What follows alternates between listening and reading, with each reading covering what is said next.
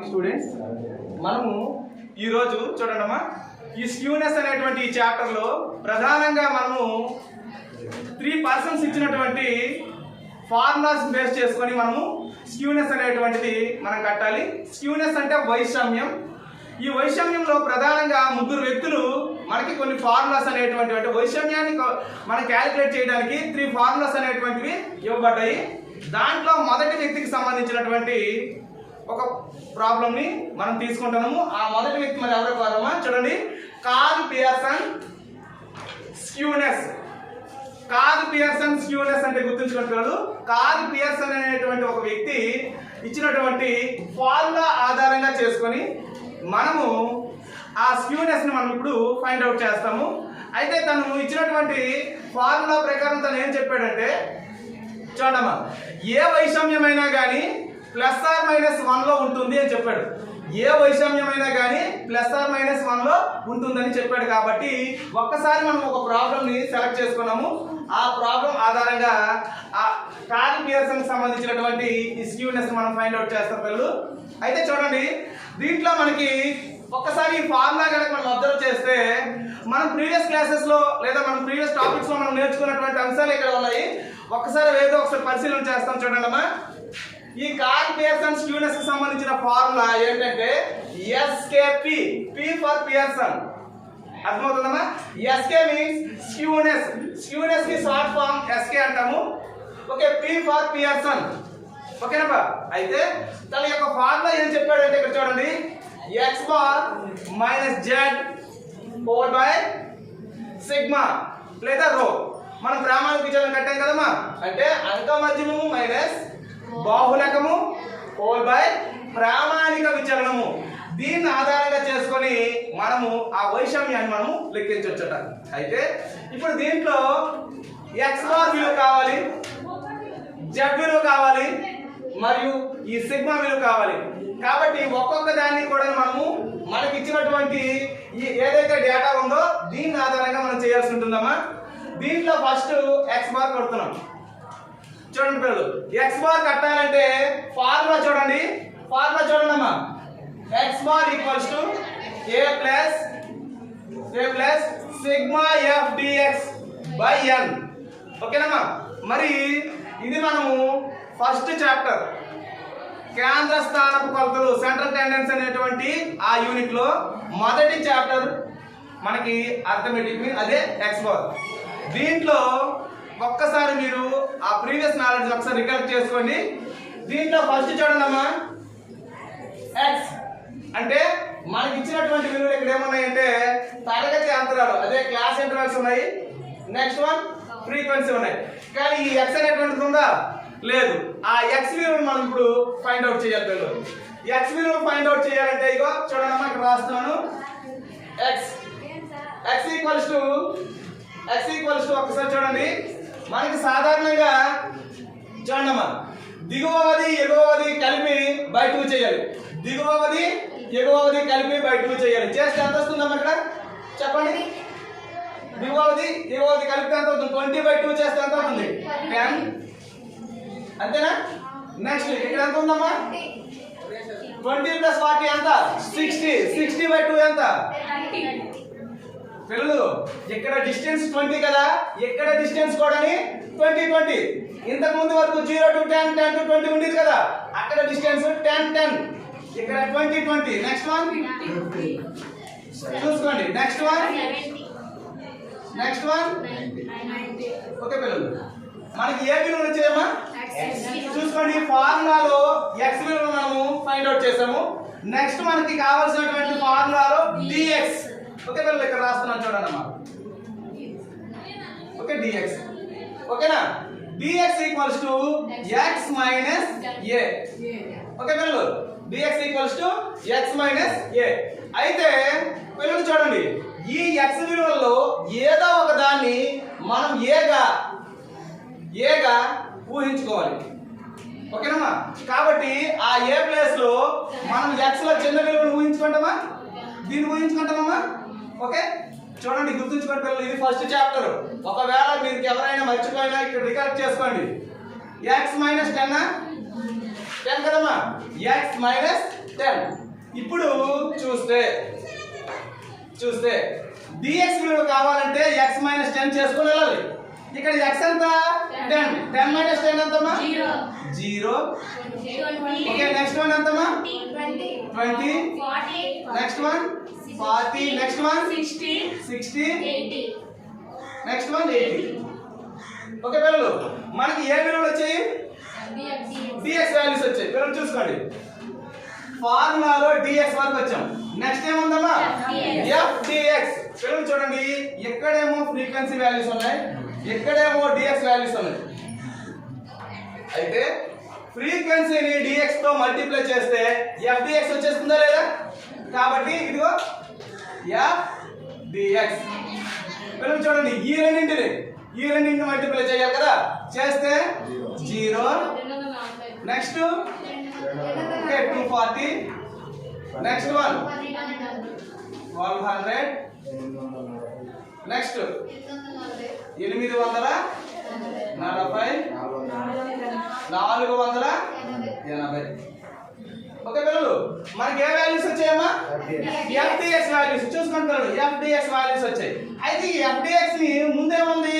Sigma అంటే some of, అంటే వీటి మొత్తం అని అర్థం. ఓకే పిల్లలు, వీటి మొత్తము 2000 ఒకసారి చెక్ చేసుకోండి, కరెక్ట్నా? 2760. ఓకే, ప్రాబ్లం లేదు, ఒకసారి క్యాలిక్యులేట్ చేసుకుందాం. ఓకే, 2760 వచ్చింది కదా, ఇదేంటిది? Sigma f dx. ఓకేనమ్మా, f dx ల యొక్క మొత్తాన్ని సిగ్మా f dx అంటాం, వీటి టోటల్. ఓకే పిల్లలు, ఇప్పుడు దీంట్లో చూడమ్మా, ఒక్కొక్కటి కూడా ఫైండ్ అవుట్ చేయాలి. ఈ ఫార్ములా కోసము ఇది కావాలి. ఇప్పుడు దీంట్లో మొదటి అంశాన్ని మాత్రం మనం ఇక్కడ ఫైండ్ అవుట్ చేస్తున్నాం.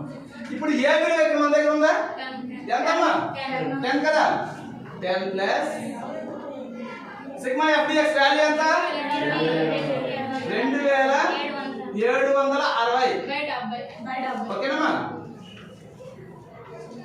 నెక్స్ట్ 10 ప్లస్ 39.42 అంతే కదమ్మా. నెక్స్ట్ 49.42. ఇదేంటిది? x bar value. ఓకే పిల్లలు చూసుకోండి, మనకి ఫార్ములాలో కావాల్సినటువంటి x బార్ వాల్యూ వచ్చింది కదమ్మా. అంటే మనము దీని విలువని మనము ఫైండ్ అవుట్ చేస్తాం. నెక్స్ట్ మనం కట్టాలి z వాల్యూ. ఓకే పిల్లలు, ఆ z వాల్యూ అనేటువంటి బాహుళకాన్ని మనం ఫైండ్ అవుట్ చేస్తే గుర్తుంచుకోండి, ఇక్కడ ఒక షార్ట్ కట్ రూట్ ఉంది. మనకి బాహుళకం అంటే ఒకసారి మీ ప్రీవియస్ నాలెడ్జ్ని ఒకసారి నేను రికలెక్ట్ చేస్తాను చూడండమ్మా. బాహుళకం అనేటువంటిది లెక్క చేయాలంటే మనం 2 టేబుల్స్ వేయాలి. ఒకటి క్లాసిఫికేషన్ టేబుల్, వర్గీకృత పట్టిక అనేది చేయాలి. నెక్స్ట్ వన్ అనలిటికల్ టేబుల్, విశ్లేషణ పట్టిక 2 చేయాలి. ఆ 2 చేసిన తర్వాత వచ్చినటువంటి దాన్ని బాహుళకం తరగతి కట్టి ఆ తర్వాత ఈ ఫార్ములా అప్లై చేసేవాళ్ళు. గుర్తుందా లేదా? అయితే ఇప్పుడు ఏంటంటే మనము ఇటువంటి లెక్కలో మనం షార్ట్ కట్ రూట్ లో వెళ్ళిపోవాలి. అది ఎలా అంటే గుర్తుంచుకోండి పిల్లలు, ఒక్కసారి చూడండి, ఇందులో బాహుళకపు తరగతి ఏది అని మనము షార్ట్ కట్ గా మనము గుర్తించవచ్చు. మనకి ఇచ్చినటువంటి ఫ్రీక్వెన్సీలో హైయెస్ట్ ఫ్రీక్వెన్సీ ఎక్కడ ఉందో దాన్ని మాత్రమే బాహుళకపు తరగతిగా ఊహించుకోవాలి. చెప్పింది అర్థమవుతుందా? అంటే ఇచ్చినటువంటి ఫ్రీక్వెన్సీలో హైయెస్ట్ ఫ్రీక్వెన్సీ ఎక్కడ ఉందో దాన్ని బాహుళకపు తరగతిగా మనం భావించుకోవాలి. ఇదిగోనైనా ఇది బాహుళకపు తరగతి. ఓకే పిల్లలు, ఇదిగో జెడ్ సింబల్ రాస్తున్నాను ఇక్కడ బాహుళకపు తరగతి. ఇప్పుడు ఇది L1 L2 ఇక్కడ F1, దీని ముందు F0, దీని తర్వాత F2. ఓకే, అర్థమవుతుంది కదా? అంటే బాహుళక తరగతి కట్టాలంటే వర్గీకృత పట్టిక, విశ్లేషణ పట్టిక అనేటువంటి 2 పట్టికలు వేస్తే గానీ ఈ లైన్ అనేటువంటిది మనము ఇంతకు ముందు కట్టేవాళ్ళం కాదు. మళ్ళీ ఇంకోటి చెప్తున్నాను పిల్లలు చూడండి, పబ్లిక్ ఎగ్జామ్ లో మీకు బాహుళకం అని మాత్రమే ఇచ్చాడు అనుకోండి, ఇలా షార్ట్ కట్ లో వెళ్ళకూడదు. 10 మార్క్స్ కదా, కాబట్టి అక్కడ మీరు ఎగ్జామ్ లో వర్గీకృత పట్టిక వేయాలి, విశ్లేషణ పట్టిక వేయాలి, ఆ తర్వాత ఫార్ములా అప్లై చేయాలి. అలా చేస్తే నాకు 10 మార్క్స్. కానీ ఇక్కడ ఉన్నటువంటిదే లెక్క పెద్ద లెక్క కాబట్టి మనం షార్ట్ కట్ రూట్ ని ఎంపిక చేసుకోవచ్చు. ఇంట్లో ఎటువంటి ప్రాబ్లం లేదు. ఓకే, మనకి ఇక్కడ చూడండి మా విలువలన్నీ వచ్చాయి కదా, ఇది F1 గుర్తుంచుకోండి. ఇప్పుడు మనం దీంట్లో ఫార్ములాలో ఆ విలువలు ప్రతిక్షేపించేస్తాం. పిల్లలు ఒక్కొక్కటి చెప్పండి అమ్మా. చెప్పండి. 40 ప్లస్ 30 మైనస్ 12 బై 2 ఇంటూ చెప్పండి F1 ఎంత? 30 మైనస్ 12 మైనస్ 14 ఓకే పిల్లలు ఇంటూ ఎంత మైనస్ F1 ఏనా? ఎంత మైనస్ F1 కదా ఫార్ములాలో 60 మైనస్ 40 ఓకే పిల్లలు చూద్దాం. నెక్స్ట్ 40 ప్లస్ ఇది మైనస్ చేయండి అమ్మా. 18 నెక్స్ట్ ఈ రెండు మల్టిప్లై చేస్తే 60 మైనస్ 26 ఈ రెండు కలపాలి కదా, రెండు మైనస్ కదా, మైనస్ 26 ఇంటూ 20. నెక్స్ట్ వన్ అమ్మా చూసుకోండి, లాస్ట్ స్టెప్ బై స్టెప్ వెళ్ళిపోవాలి. ప్లస్ ఇప్పుడు చూడండి పిల్లలు 18 కామన్ గా వేసేస్తాము, ఇంకొక స్టెప్ పెంచుకుందాం. డివైడ్ చేస్తే మైనస్ చేస్తే 34 ఇంటూ 10 ఓకే 20 ఓకే పిల్లలు. నెక్స్ట్ వన్ అమ్మా చూసుకోండి 40 ప్లస్ ఇది డివైడ్ చేయండి 0.52 దీన్ని 53 చేసేద్దాం అమ్మా ఇంటూ 20. నెక్స్ట్ వన్ 40 ప్లస్ దీన్ని మల్టిప్లై చేయండి అమ్మా 10.58 దీన్ని యాడ్ చేస్తే చూడండి ఒకసారి ఇప్పుడు మల్టిప్లై చేయండి 10 పాయింట్ 1 పాయింట్ వస్తుందా? 1 పాయింట్ అండి. చూసుకోండి ఒకసారి చెక్ చేయండి. చూడండి అమ్మా ప్రాబ్లం ఉంది. 10 పాయింట్ ఏనా? 10 పాయింట్ ఏనా? 10.6 10.6 ఓకే అమ్మా ఇక్కడ రాసేద్దాం 10.6 ఓకే పిల్లలు. ఇప్పుడు ఇది ప్లస్ చేయాలి కదా 50.6 ఓకేనా. ఇదేంటిది ఓకే పిల్లలు జెడ్ వాల్యూ. మనకి ఫార్ములాలో జెడ్ వాల్యూకి వచ్చాం. ఇక మనకి రిమైనింగ్ ఫార్ములాలో మిగిలి ఉన్నటువంటిది ఏదైతే ఉందంటే సిగ్మా, అదే ప్రామాణిక విచలనము. పిల్లలు లాస్ట్ చాప్టర్ ఓకేనా, ఈ చాప్టర్ ముందు చాప్టర్ ఒక్కసారి ఎవరికి అర్థం కాకపోయినా ఎవరైనా రాకపోయినా ఇప్పుడు చెక్ చేసుకోండి, నీట్గా మళ్ళీ ఇక్కడ ఎక్స్ప్లెయిన్ చేసేస్తాం తెలుసుకోండి అమ్మా. మనకి ఈ ప్రామాణిక విచలనం అనేటువంటిది కట్టాలంటే ఖచ్చితంగా ఒక ఫార్ములా ఉండాలి. మీకు ఆల్రెడీ చెప్పాను, స్టాట్ లో ఏ లెక్క చేయాలన్న ఒక ఫార్ములా ఉండాలి. అలాగే ప్రామాణిక విచలనానికి సంబంధించుకోవడానికి ఒక ఫార్ములా ఉంది, అదేంటంటే root over sigma FDX square by n minus sigma FDX by n whole square ఓకేనమ్మా. ఇది మనకి ప్రామాణిక విచలనం అంటే స్టాండర్డ్ డీవియేషన్ అనేటువంటిది ఫైండ్ అవుట్ చేయడానికి ఉన్న ఫార్ములా. అయితే మనకి ఫార్ములాలో ఉన్నటువంటి విలువలు కావాలి, అవి ఉంటే అప్లై చేసేస్తాం, లేకపోతే కడతాం. చూద్దాం ఒకసారి. చూడండి పిల్లలు ఫస్ట్ ఇక్కడికి వచ్చేయండి. సిగ్మా FDX మనకు ఉందా లేదా? చూడండి అమ్మా సిగ్మా FDX కదా ఇది, ఈ విలువ వచ్చింది. నెక్స్ట్ పిల్లలు n వాల్యూ, n ఎంతమ్మా? ఇదే కదా ఓకే పిల్లలు. n వాల్యూ ఈక్వల్స్ టు ఇక్కడ 70 కదా, 70 n వాల్యూ కూడా ఉంది కదమ్మా, ఉంది. నెక్స్ట్ సిగ్మా FDX స్క్వేర్ లేదు, FDX వరకే ఉంది కదా, FDX స్క్వేర్ లేదు. ఆ FDX స్క్వేర్ మనం కట్టాలి అంటే గుర్తుంచుకోండి పిల్లలు, నిన్న మీకు చెప్పాను FDX into DX, FDX into DX అప్పుడు ఏమవుతుంది? DX రెండు DX అంటే DX స్క్వేర్ అవుతుంది కదా, FDX స్క్వేర్ అయిపోతుంది. ఇదిగో ఇక్కడ రాస్తున్నాను FDX స్క్వేర్. ఇప్పుడు హెల్ప్ చేసేయండి అమ్మ క్యాలిక్యులేటర్ ఒక్కొక్కటి, ఒక లాస్ట్ నుంచి స్టార్ట్ చేసేయండి. ఇది ఫస్ట్ వన్ 4800 48,800 50,400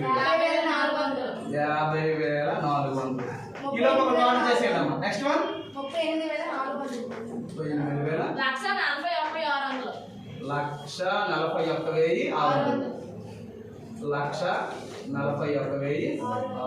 పిల్లలు మనకి వచ్చిన వాల్యూ ఏంటిది?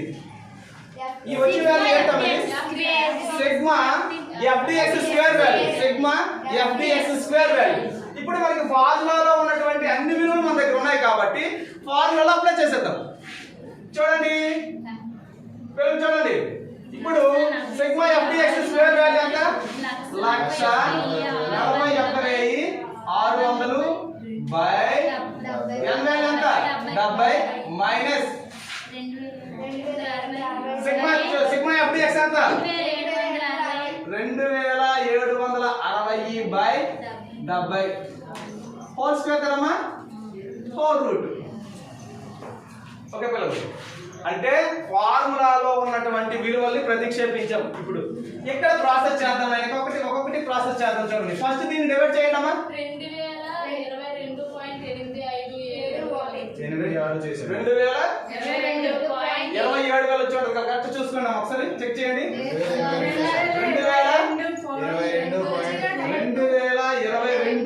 2022.85 కాబట్టి 8 రాస్తాను మైనస్ దీన్ని డివైడ్ చేయండి అమ్మా. 39. దీన్ని డివైడ్ చేస్తే ఓకే హోల్ స్క్వేర్ ఉంచండి, తర్వాత చేద్దాం. నెక్స్ట్ వన్ అమ్మా, 2022.86 మైనస్ దీన్ని స్క్వేర్ చేయాలి, అంటే 39.42 ఇంటూ 39.42 చేయాలి. 1753.936 కదా, 94. ఓకేనమ్మా, ఓకే రూట్. ఇప్పుడు పిల్లలు ఇది మైనస్ చేయాలి కదా, దీని నుంచి దీనికి మైనస్ చేయాలి కదా, చేయండి. 2022.86 మైనస్ 1553.94 చేస్తే చెప్పండి. 468.92. ఓకేనమ్మా, ఇప్పుడు దానికి రూట్ వాల్యూ 21.654 కాబట్టి 21.6 రాసేస్తాం. ఇదిగో సిగ్మా వాల్యూ. ఓకే పిల్లలు, ఓకేనా? ఇదంతా ఒక పార్ట్. ఇప్పుడు మనకి సిగ్మా వాల్యూ వచ్చింది కదమ్మా, ఫార్ములాలో వాల్యూస్ వచ్చాయి కాబట్టి అప్లై చేసేద్దాం. బోర్డు చూసుకొని ఒకసారి చెప్పండి పిల్లలు. ఎక్స్ బార్ అంట 49.42 మైనస్ బౌండరీ వాల్యూ ఎంత? 50.6 బై 21.65. ఓకేనమ్మా, ఇప్పుడు దీనిలో నుంచి తీయాలి కదమ్మా, తీయండి. 1.18 మైనస్ కదా, మైనస్ కదా. మీకు ఆల్రెడీ చెప్పాను, కార్ల్ పియర్సన్ వైషమ్యం ఎంతలో ఉండాలంటే ప్లస్ ఆర్ మైనస్ 1 లో ఉంటారు, ప్లస్ ఆర్ మైనస్ 1 లో. ఇప్పుడు 21.65 తో డివైడ్ చేయండి. కరెక్ట్ గా 0.054. ఓకే మైనస్, అంతే కదమ్మా. ఓకే, ఇప్పుడు ఇది మనకి ఎస్కేపి. ఓకేనా, అంటే కార్ల్ పియర్సన్ సంబంధించినటువంటి కార్ల్ పియర్సన్ సంబంధించినటువంటి ప్రాబ్లం. పిల్లలు ఒక్కసారి అవుట్. ఇప్పుడు మనం ఏం చేసాము, జస్ట్ అలా ఒక 2 minutes లో రిలీజ్ చేసేస్తాను. వినండి, మనకి లెక్కలో వినండి పిల్లలు, లెక్కలో మనకు కట్టమంటాడు. కార్ల్ పియర్సన్ వైషమ్య గుణకాన్ని గణించండి, calculate Karl Pearson skewness from the following data అని చెప్పేసి ఇస్తాడు. ఇలా ఇచ్చేటప్పుడు మనం ఏం చేయాలి అంటే ఫస్ట్ కార్ల్ పియర్సన్ కి సంబంధించినటువంటి ఒక ఫార్ములాని మనము గుర్తు తెచ్చుకోవాలి. ఓకే, ఇదిగో గుర్తు తెచ్చుకున్నాం. ఎస్కేపి equals to x bar minus z by sigma or rho. మరి ఇప్పుడు దీంట్లో x bar value find out చేయాలి, జెడ్ వాల్యూ ఫైండ్ అవుట్ చేయాలి, సిగ్మా వాల్యూ ఫైండ్ అవుట్ చేయాలి.